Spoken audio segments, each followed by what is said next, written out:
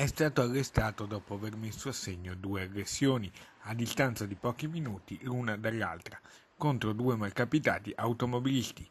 In manette per rapina, prima tentata e poi anche consumata, è finito, grazie all'intervento dei carabinieri, un mestrino di 55 anni con diversi precedenti alle spalle, che si trova ora rinchiuso nel carcere di Santa Maria Maggiore in attesa del processo per direttissima.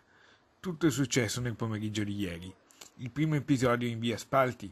Qui un uomo, che era andato a prendere il proprio figlio a scuola, di ritorno ha trovato uno sconosciuto che gli stava danneggiando l'auto. Ha quindi tentato di allontanarlo e si è seduto alla guida, ma in quel momento il malvivente ha infilato il braccio nell'abitacolo e ha sfilato la chiave di accensione. C'è stata una breve colluttazione, dopodiché il rapinatore è fuggito in bicicletta. Il secondo episodio, invece, poco distante, in via Oberdam, dove lo stesso rapinatore si è piazzato in mezzo alla strada, costringendo un automobilista a fermare la propria corsa, dopodiché ha aperto la portiera della vettura e si è avventato contro di lui.